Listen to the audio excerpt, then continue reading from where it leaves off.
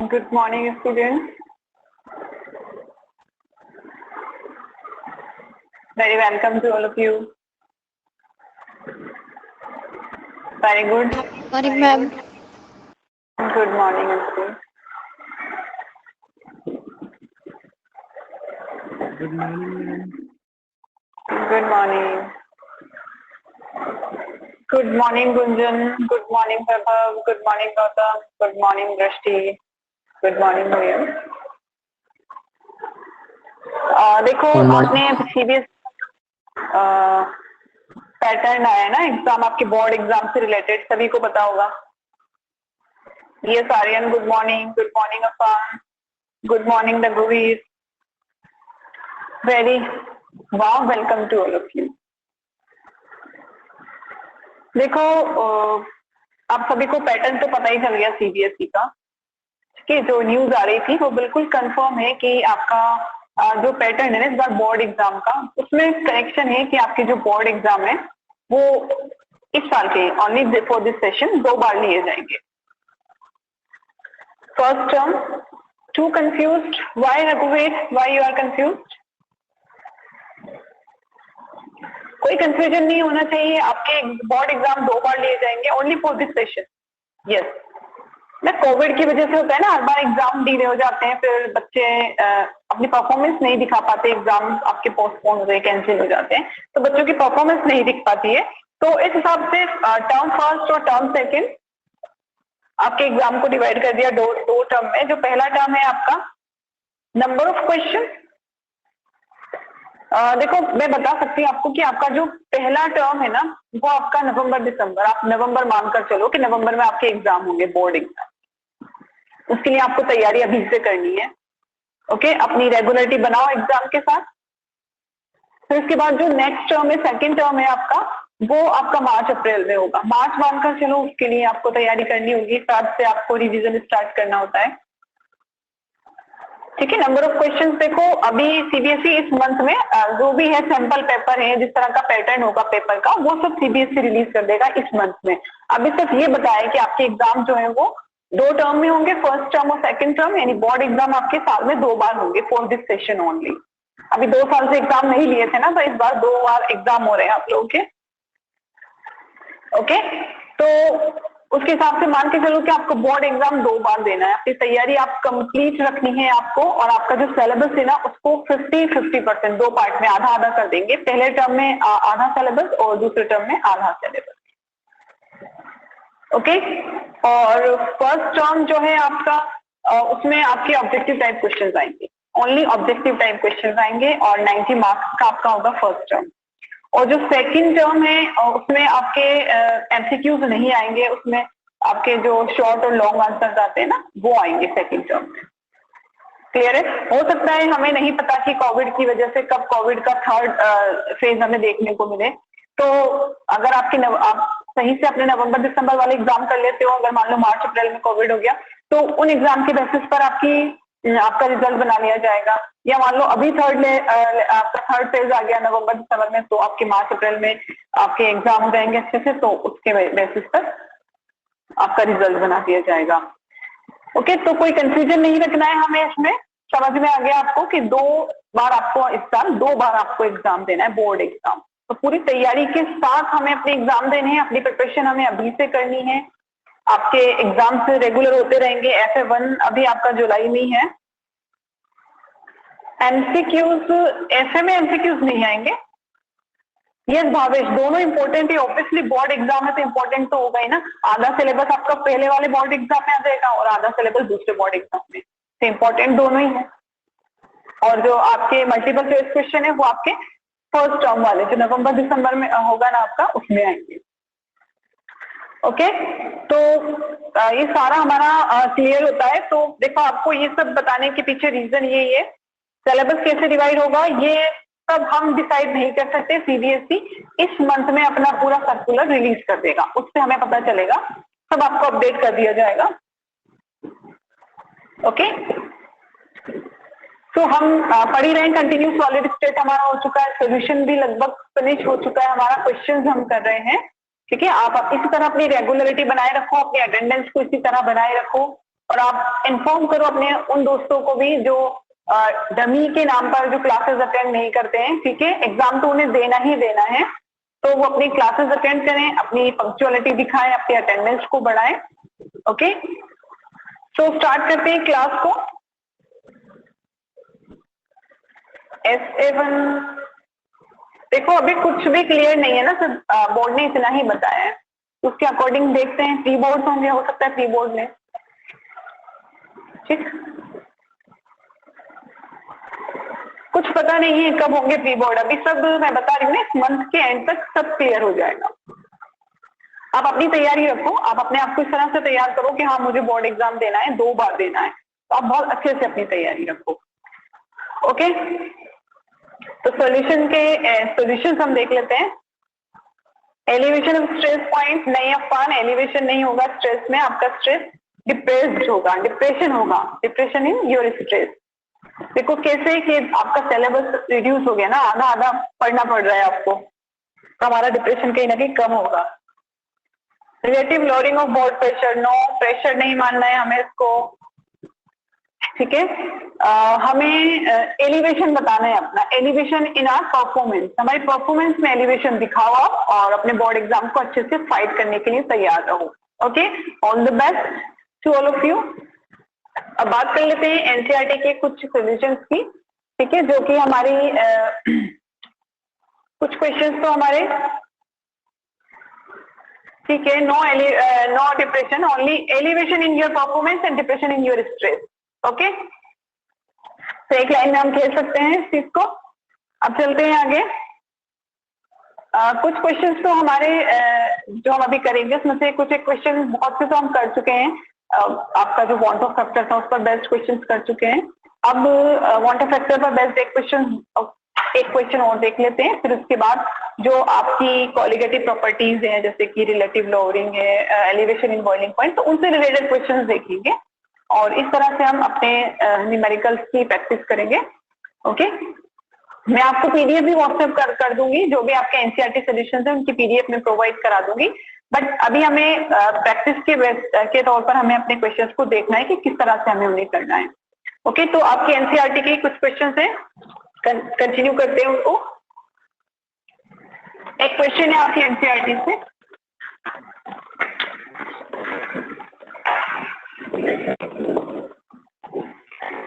What mass of NaCl, आपको और नहीं पता मोलर मास नहीं भी देता है तो हम निकाल सकते हैं। सोडियम के लिए 23 ग्राम पर मोल होता है, क्लोरीन के लिए 35.5 ग्राम पर मोल होता है, तो उससे हम मोलर मास भी निकाल सकते हैं। वैसे इन्होंने हमारा काम आसान किया, क्वेश्चन में हमें दिया है मोलर मास 58.5 ग्राम पर मोल।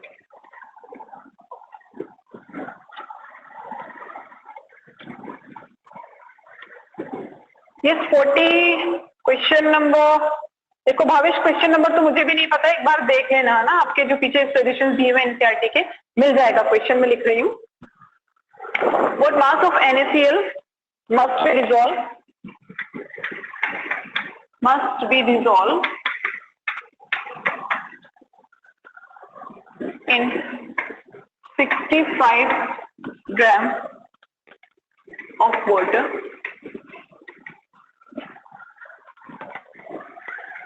to lower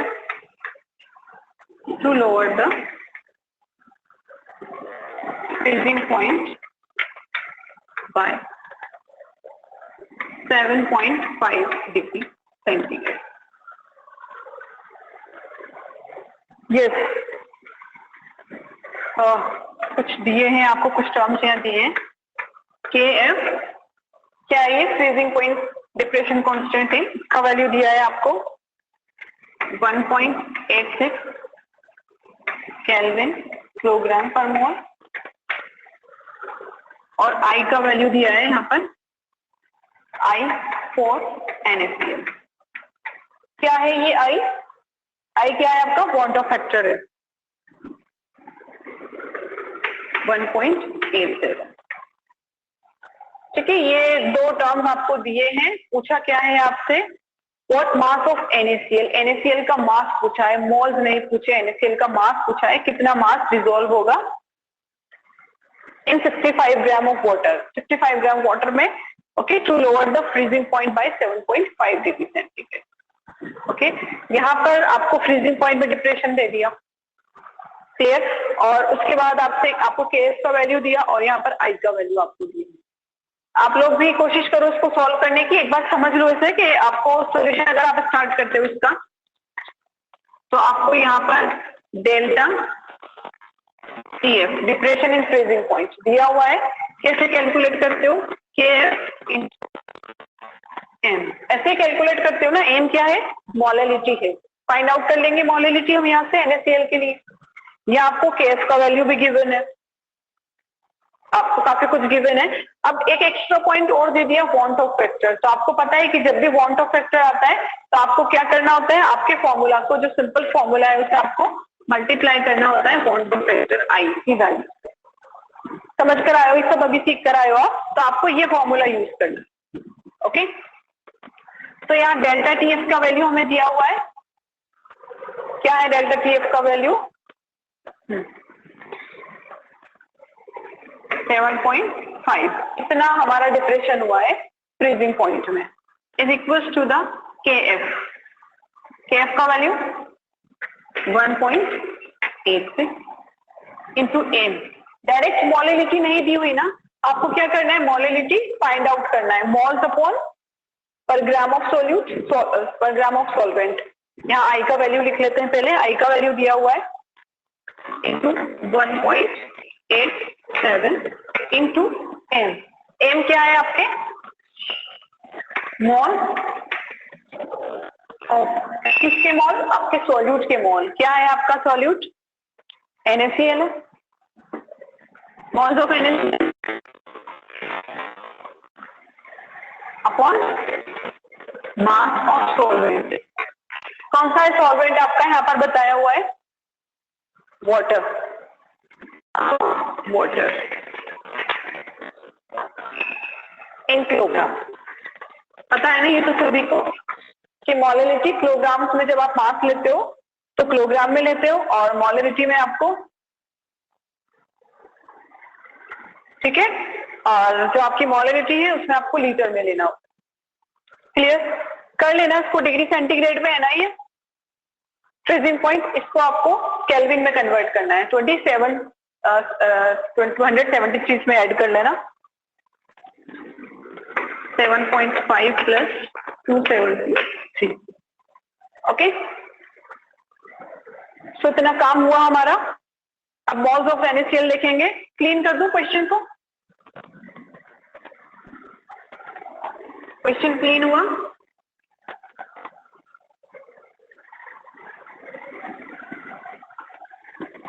सेवन 5 प्लस 273, ये आपका डिप्रेशन इन फ्रीजिंग पॉइंट है, डिग्री सेंटीग्रेड में दिया था, आपने उसे केल्विन में कन्वर्ट किया है। यहाँ सारी कैलकुलेशन चल रही है, आपका KF का वैल्यू, आपका I का value 1.86 into 1.87, moles of NaCl में मास अपॉन मोलर मास करोगे,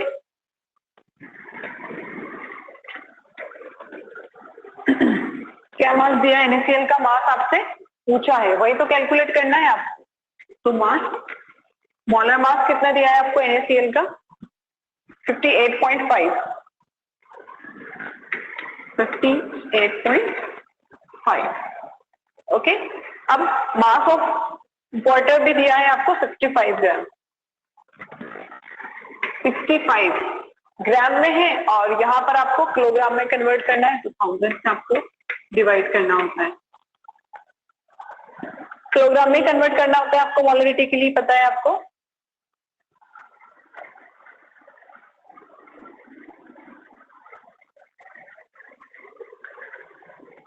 ठीक है,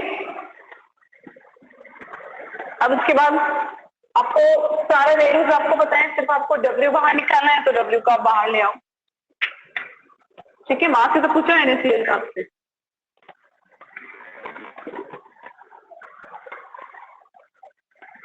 यहाँ इसे और सिंपल कर लो।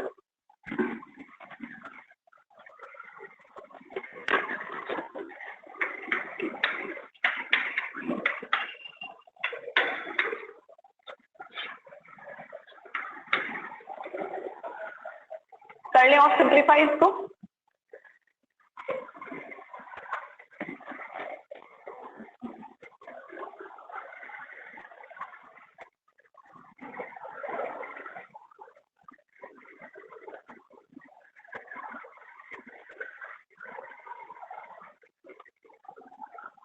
तो एक सेकेंड, 58.5 65 W1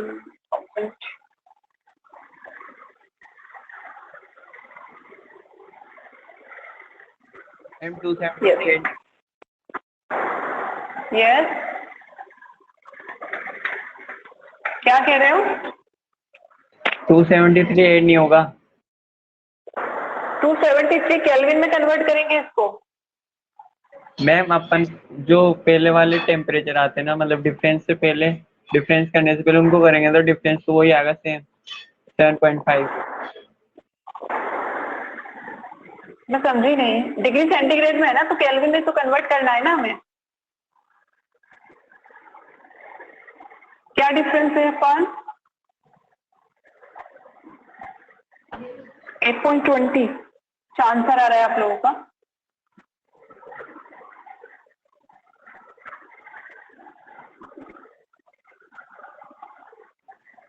चलो करके देखते हैं इससे आंसर आ रहा है नहीं आ रहा। ओके 58.5 1.86 into 1.87 60 into 65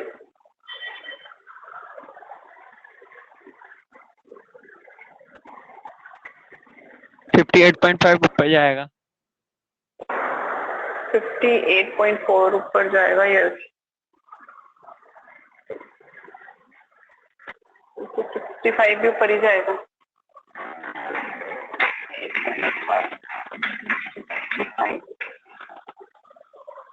नीचे 1000। यस यहाँ से आपका W आ जाएगा।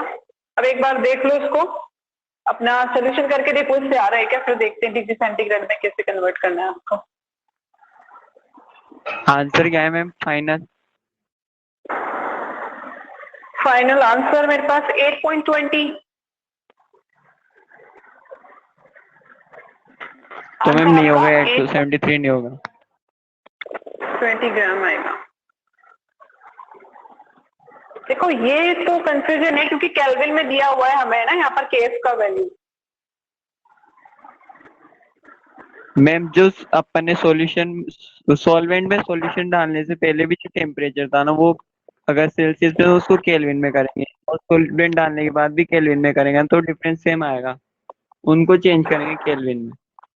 डिफरेंस सेम आएगा। क्या आएगा डिफरेंस? है मैं ये सेम ही आएगा डिफरेंस तो मैम, सेम ही आएगा डिफरेंस, क्योंकि मैम जैसे 3 - 2 1 आएगा, 3 degree Celsius - 2 degree Celsius 1 degree Celsius आ जाएगा आंसर। तो अगर अपन दोनों में 273 ऐड करेंगे तो बाद में 273 कैंसिल हो जाएगा, तो 1 ही आएगा। ठीक है सेम ही आएगा। करो तो यहाँ से 273 से करके देख लो, नहीं है तो उसको हटाना, फिर रीजन एक बार सबको एक्सप्लेन कर देंगे ना। करो इसको। मैम इससे नहीं आ रहा, वो हटाना पड़ेगा, हटाना पड़ेगा उसको। 273 आप करके देखो आंसर आएगा क्या? अब तो आ गया। आ गया। चलो देखते हैं फिर इस चीज को एक बार, है ना। अच्छा क्वेश्चन पकड़ा है हमने तो थोड़ा कंफ्यूजन हमारा दूर हो जाएगा कि जब डिफरेंस आपको दे दिया है तो फिर आपको उसी यूनिट में लिखना है जिस यूनिट में आपको दिया है, उसे चेंज नहीं करना है। तो इसका रीजन एक बार देख लेंगे, आप उसे देखो। ऐसे क्वेश्चन को एक बार स्क्रीनशॉट ले लो इसका।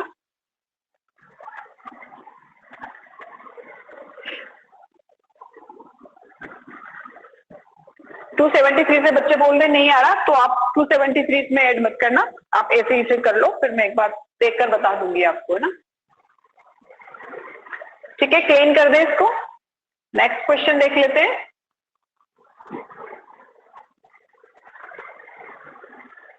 ठीक है, कैलकुलेशन मैंने नहीं की है, कैलकुलेशन देखकर मैं एक बार ग्रुप में अपडेट कर दूंगी।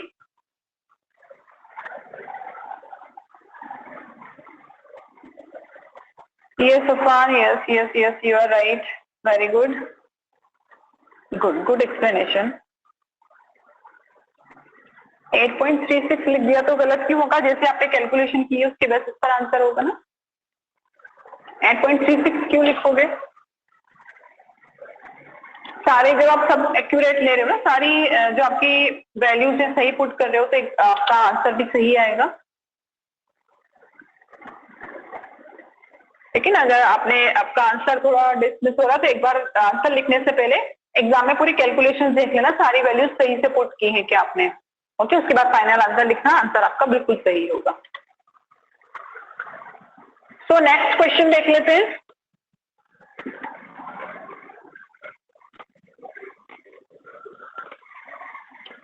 इसका मतलब है सॉल्यूशन चैप्टर के न्यूमेरिकल्स आप लोग कर सकते हो बहुत अच्छे से, जिस तरह से सबके आंसर आ रहे हैं और जितने इंटरेस्ट के साथ आप पूछ रहे हो ऐसा होगा तो कैसे होगा, तो उससे लग रहा है कि चैप्टर नंबर 2 के जो आप कर सकते हो न्यूमेरिकल्स बहुत अच्छे से कर सकते हो। Okay, very good, all the best to all of you for your upcoming board exam. Very good, बहुत अच्छा कर रहे हो आप लोग। तो देखो, आपको पता है कि FE1 आपका होगा, तो आपका जो सोल्यूशन चैप्टर है उसी में से क्वेश्चंस आपको देखने को मिलेंगे। ओके, इस तरह सॉलिड स्टेट में भी हमारे कुछ न्यूमेरिकल्स आते हैं पर्टिकुलर। सॉलिड स्टेट हमने जैसे भी पढ़ा था, लाइव हमारा नहीं हुआ था सॉलिड स्टेट, तो उसके भी क्वेश्चंस जब आप एक बार इससे फ्री हो जाते हो FS से, तो मैं इसके क्वेश्चंस दूंगी, पर उसका भी हम टेस्ट लेंगे कि किस तरह के न्यूमेरिकल्स इसमें से पूछे जाते हैं, बोर्ड में किस तरह के न्यूमेरिकल्स उसमें से आते हैं, वो भी हम क्लियर करेंगे। ठीक है, अभी हम सोल्यूशन की बात कर ले। एक क्वेश्चन है आपका NCERT का क्वेश्चन है, क्वेश्चन नंबर मुझे इसका भी नहीं पता। इसमें आपसे मोल फ्रैक्शन पूछ रहा है।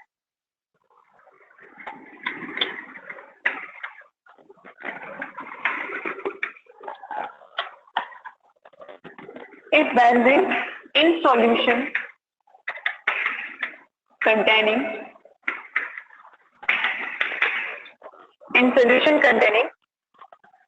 30% by mass in CCl carbon tetrachloride, एक सॉल्वेंट दिया है जिसमें बेंजीन डिसॉल्व किया है और बेंजीन का मास परसेंटेज बता दिया आपको। कैलकुलेट द मोल फ्रैक्शन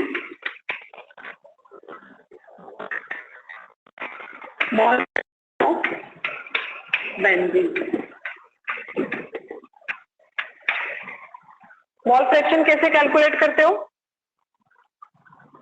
आपने पढ़ा भी है अपनी क्लास में कि मोल फ्रैक्शन कैलकुलेट करने के लिए सबसे सिंपल आपके पास फॉर्मूला होता है।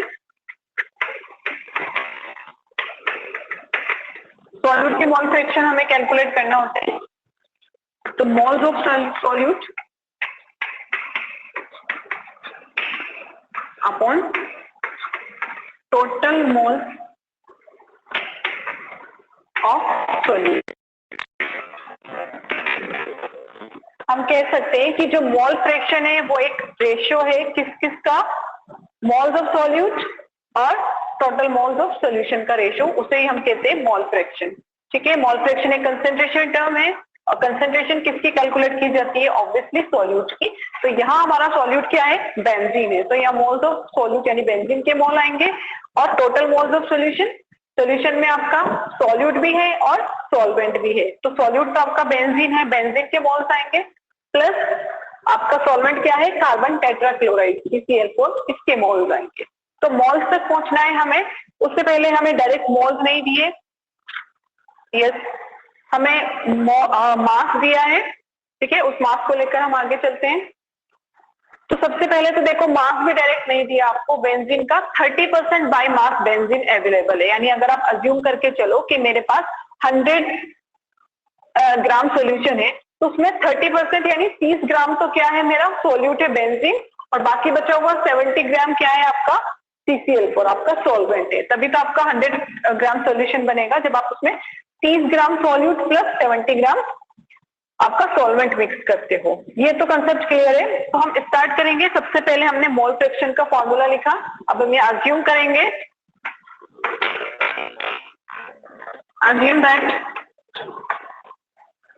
30 gram of benzene is present in 100 gram of solution. Solution 100 ग्राम है आपके पास, तो उसमें 30 ग्राम आपका बेंजीन है। तो बचा हुआ आपका जो ग्राम हैं जो बचे हुए हैं 30 आपने सॉल्यूट के डाल दिए, ठीक है, तो 70 ग्राम आपके सॉल्वेंट के होंगे। एग्जाम में पहले गिवन लिखेंगे ना, यस एग्जाम में जो जो गिवन है ना आपको वो सब लिख दोगे, उसके बाद फॉर्मूला लिखोगे और फिर फॉर्मूला के बेसिस पर आप सारी कैलकुलेशंस करते चलोगे। ओके, सो ये सब क्लियर हुआ। अब उसके बाद मास ऑफ बेंजीन आ गया आपके पास, तो मास ऑफ सॉल्वेंट क्या है आपका solvent CCl4 carbon tetrachloride. Mass of solvent कितना हो जाएगा आपका 100 माइनस 30 ग्राम। बताओ यहाँ तक पहुंचे, समझ में आया यहाँ तक? ठीक है, मास हमने दोनों का निकाल लिया। अब हमें मोल निकालने के लिए फॉर्मूला में हमें मोल फ्रैक्शन के फॉर्मूला में मोल पुट करने हैं। तो मोल निकालने के लिए क्या करना होता है, मास अपॉन मोलर मास। आपने जब मास कैलकुलेट कर लिया तो मोलर मास कैलकुलेट करना तो बहुत इजी है। मोलर मास कैसे कैलकुलेट करते हैं, आपके पास मॉलिक्यूलर फॉर्मूला है दोनों का, बेंजीन का भी है और CCl4 का भी है, ठीक है। दोनों के एटॉमिक मास का समेशन कर दो, जितने भी एटम प्रेजेंट है आपके पास मोलर मास आ जाएगा। ये सारे, ओके। सो क्वेश्चन को क्लीन करूं मैं, दोनों के ग्राम आ गए आपके पास। तो अब आप मोल फ्रैक्शन लिखोगे। मोल फ्रैक्शन को जीटा से डिनोट करते हैं, जीटा ऑफ बेंजीन C6H6। ये मोल फ्रैक्शन का सिंबल है जीटा, C6H6। किसके, बेंजीन के मोल फ्रैक्शन।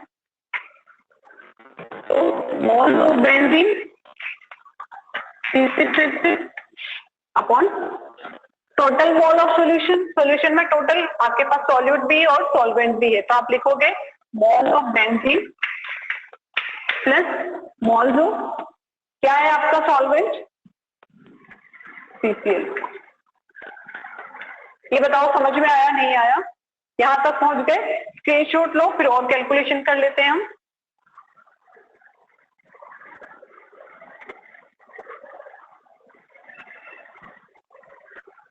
क्लीन कर दे।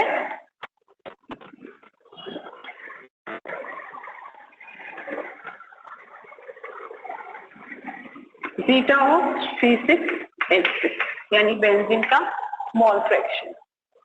आपसे सॉल्वेंट का भी मोल फ्रैक्शन पूछ सकता है, तो आप ऊपर सॉल्वेंट के मोल्स लिख दोगे, नीचे टोटल मोल्स लिख दोगे। यहाँ आपसे सॉल्यूट का पूछ रहा है तो ऊपर सॉल्यूट के मोल्स लिखोगे। सॉल्यूट का मास कितना है 30। अब बेंजीन C6H6 मोलर मास बताओ। 6 कार्बन है, एक कार्बन के लिए आप 12 लेते हो, 72 हो गया 6 कार्बन के लिए, और H6 आपका हाइड्रोजन के लिए 6 हो गया, तो टोटल 78 ग्राम पर मोल, 78 ग्राम पर मोल। और ये क्या है आपका 30 ग्राम। ये तो काम हो गया आपके बेंजीन का। अब आप सॉल्वेंट तक आ जाओ, यहाँ भी आप ये लिखोगे 30 अपॉन 78 सॉल्यूट का है। यहाँ चलो मास ऑफ CCl4 कितना है 70। अब CCl4 का मोलर मास निकाल सकते हो, कार्बन एक है 12 आएगा और क्लोरीन के लिए 35.5 आता है, सभी को बताइए। तो टोटल यहाँ जो मोलर मास निकल कर आ रहा है हमारा 154 ग्राम तक, 154 ग्राम पर मोल। ओके, कैलकुलेशंस इजी हो जाएंगे हमारे लिए।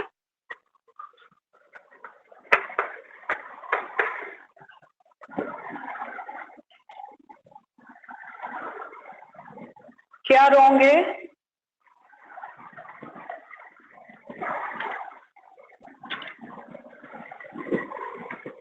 ठीक है, तो यहां तक पहुंच गए। कैलकुलेशंस करेंगे हम, तो हमारा जो आंसर है 0.46 मोल आएगा। 0.46 मोल फ्रैक्शन है ये। और एक चीज ध्यान में रखना कि मोल फ्रैक्शन कंसंट्रेशन टर्म आपकी यूनिट लेस होती है, इसकी कोई यूनिट नहीं होती। जैसे मोलरिटी की यूनिट है मोल पर लीटर, मोलरिटी की यूनिट है मोल पर किलोग्राम, मास परसेंटेज के लिए आप यूनिट यूज करते हो, परसेंटेज लगाते हो। बट यहाँ पर क्या है, आपका जो डायरेक्ट आपका सिर्फ आंसर आएगा, न्यूमेरिकल नंबर्स आएंगे, कोई यूनिट नहीं आएगी। आपका मोल फ्रैक्शन यूनिट लेस होता है। ओके, यहाँ पर लिख सकते हो mole fraction is the unit less term,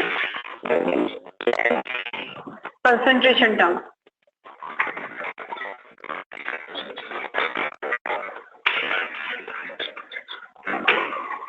तो डायरेक्ट आंसर आपका कोई यूनिट नहीं आएगी, सिर्फ ये आंसर आएगा।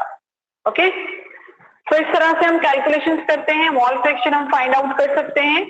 आई होप ये क्वेश्चन हुआ होगा आपका। अरे ना टाइम गलत लिखा था, कोई बात नहीं, आप लोग ट्राई तो कर रहे हो, बहुत अच्छी बात है। इसी तरह से ना आप अपने पोटेंशियल को बनाए रखो। अभी 2 चैप्टर हुए हैं हमारे, आगे बढ़ेंगे और भी न्यूमेरिकल्स हमारे आएंगे। ठीक है, सबको हम इसी तरह से क्लियर करते चलेंगे। इसे आप स्क्रीनशॉट लो, एक न्यूमेरिकल और कर लेते हैं।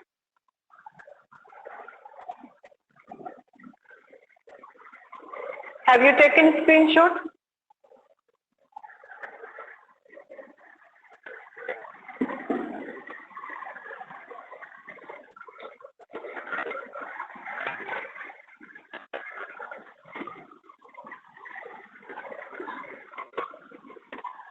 Yes. ओके, तो एक क्वेश्चन और है हमारा, ये हेनरी लॉ से रिलेटेड है। हेनरी लॉ आपने पढ़ा था, गैसेस की सॉल्युबिलिटी प्रेशर से कैसे अफेक्टेड होती है, ये हमने स्टार्टिंग में पढ़ लिया था Henry law.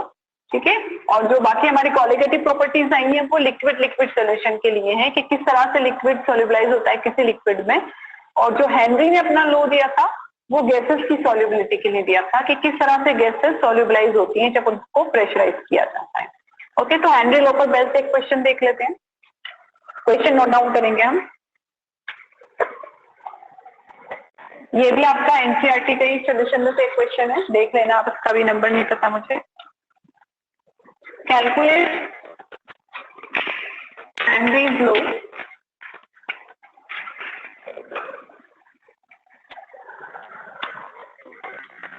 Henry's law constant.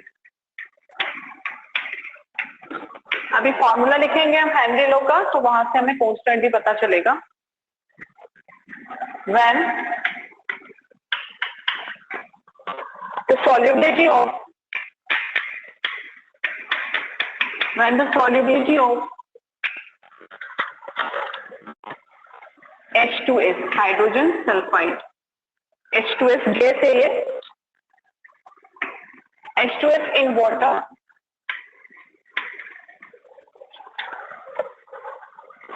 at STP standard temperature and standard pressure is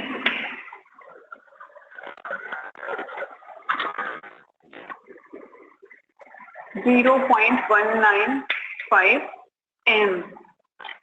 m किसको रिप्रेजेंट कर रहा है यहाँ पर? मोलैलिटी को। ठीक है, वहां भी जब आपकी सॉल्युबिलिटी देखी गई थी हेनरी लॉ के अकॉर्डिंग, गैसेस की सॉल्युबिलिटी देखी गई थी, तो वहां पर जो गैस का अमाउंट देख रहे थे ना सॉल्यूशन में, उस गैस के अमाउंट को रिप्रेजेंट करने के लिए भी मोलैलिटी टर्म का यूज किया गया था। जिस तरह से आपने देखा कि आपकी जितनी भी क्वालिटेटिव प्रॉपर्टीज है सब मोलैलिटी से ही एक्सप्रेस की जा रही थी, तो यहाँ भी मोलैलिटी टर्म यूज की गई है। तो हेनरी कांस्टेंट क्या कहता है, आपका सॉल्यूशन स्टार्ट होता है यहाँ। हेनरी कांस्टेंट कहता है कि जो आपका प्रेशर है वो डायरेक्टली प्रोपोर्शनल होता है मोलिलिटी ऑफ गैस, ठीक है, यानी मोलिलिटी यानी गैस का, और जो गैस है आपके उसके सब्सटेंस के डायरेक्टली प्रोपोर्शनल होता है। और जब आप प्रोपोर्शनलिटी साइन हटाते हो तो हेनरी कांस्टेंट आता है, के एच से रिप्रेजेंट करते हैं, एम यहाँ पर मोलिलिटी है, लिख सकते हो M is equal to molality, और के एच यहाँ पर क्या है, हेनरी कांस्टेंट।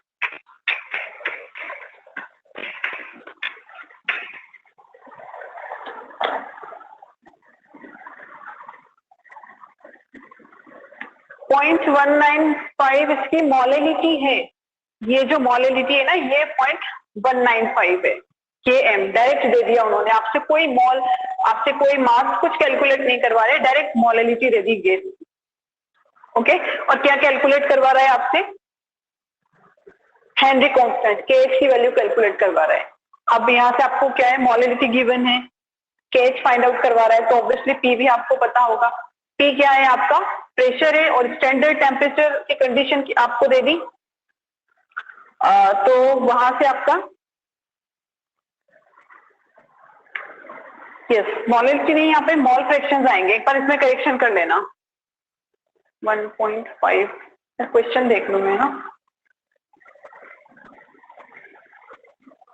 देखो क्वेश्चन में थोड़ा सा मैंने ना क्वेश्चन ही गलत नोट डाउन कर लिया, तो जिसमें पार्शियल प्रेशर फ्रिक्शन प्रोपोर्शनल होता है ना। हाँ, ये क्वेश्चन ही थोड़ा सा ना रॉन्ग है, एक बार इसको देख लूं, 0.195 क्या है यहाँ पर, सॉल्युबिलिटी है 0.195,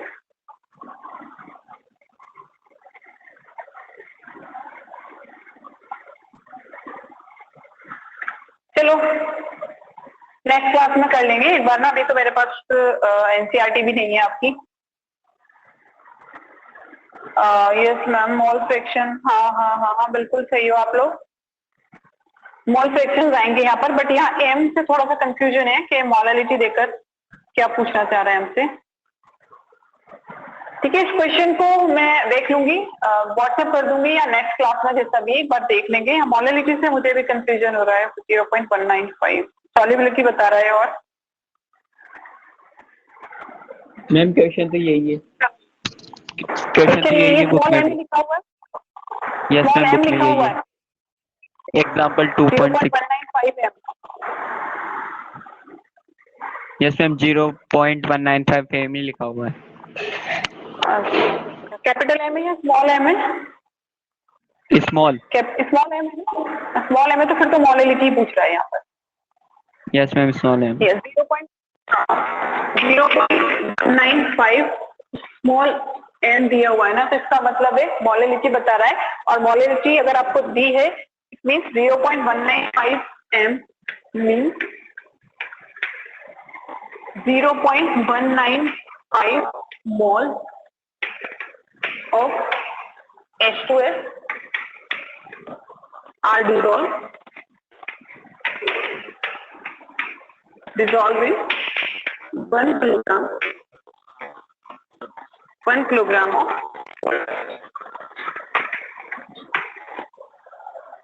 फिर तो हम चल सकते हैं, यहाँ से हमें मोल्स पता चल गए कि इतने मोल्स डिसॉल्व हैं, तो फिर यहाँ से हम मोल फ्रैक्शन फाइंड आउट कर सकते हैं, constant mole fraction of solute. यहाँ मोलिलिटी नहीं, मोल फ्रैक्शन कंसंट्रेशन टर्म आएगी, ठीक है ना, मोलिलिटी हमारी सोल्यूशन वाले केस में है। यस, मोलिलिटी तो आपका जो लिक्विड लिक्विड सोल्यूशन है वहां आती है, यहाँ मोल फ्रैक्शन आएगा, यहाँ आ जाएगा KH। ओके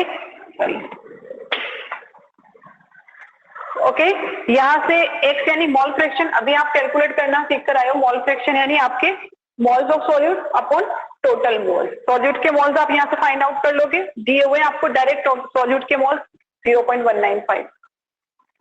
ओके, और उसके बाद फिर आप वाटर के मोल्स कैसे कैलकुलेट करोगे, वाटर आपका 1 किलोग्राम है, यानी 1000 ग्राम आपका वाटर का मास आ जाएगा। और कितना मोलर मास है वाटर का आप जानते हो 18 है, तो mass upon molar mass 1000 upon 18 कर लेना, तो वहां से आपके वाटर के मोल्स आ जाएंगे। करें कैसे?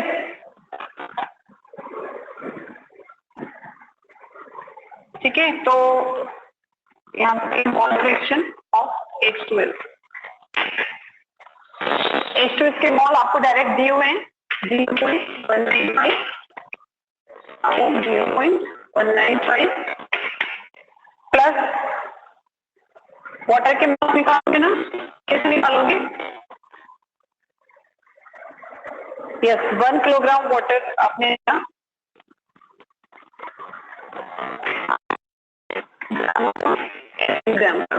यहाँ से वाटर के मोल आ जाएंगे आपके, तो टोटल मोल फ्रैक्शन आ जाएगा और आप अपनी कैलकुलेशन इजीली कर सकते हो।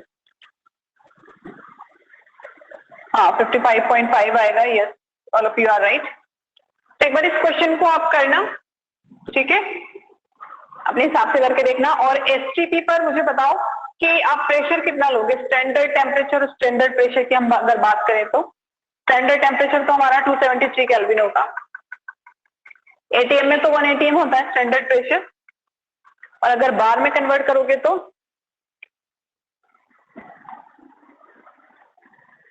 हाँ 1 ATM है, और अगर कैलकुलेशंस बार में करनी हो तो 0.987। यस यस भावेश, ठीक है, इस क्वेश्चन को करना आप इस बेसिस पे, फिर हम देखते हैं अपनी नेक्स्ट क्लास। और एक चीज और है कि आपकी जो क्लासेस है ना वो अब रेगुलर होंगी, अब अल्टरनेट बेस पर नहीं होंगी आपकी। पूरे वीकली 6 डेज का आपकी क्लासेस चलेंगी, Monday, Tuesday, Wednesday, Thursday, Friday, Saturday. Okay, तो कल भी हमारी क्लास होगी, कल भी हम इन सॉल्यूशंस को देखेंगे। कल फिर मिलते हैं। Okay, thanks for watching.